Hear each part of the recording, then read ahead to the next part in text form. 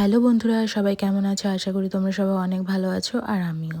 তো আজকে যাব নেমন্তন্ন বাড়ি, সেটাই তোমাদের সাথে শেয়ার করব।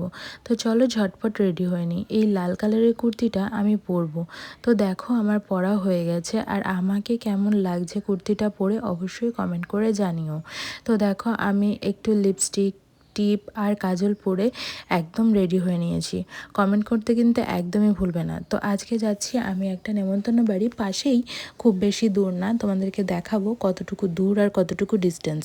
তো দেখতে পাচ্ছ আমাকে কেমন লাগছে, আর এটা ছিল আমার ফুল লুক। কেমন লাগছে অবশ্যই কমেন্ট করে জানাবে। এদিকে মাও রেডি হয়ে গেছে, আমার জন্যই অপেক্ষা করছিল। আমার যদিও বা একটু দেরি হয়ে গেছে, যাই হোক চলো যাওয়া যাক। তো দেখো মা এদিকে তালা দিয়ে নিচ্ছে। যতই হোক, একটু দূর হোক আর অনেকটা দূর হোক, তালা তো দিতেই হবে।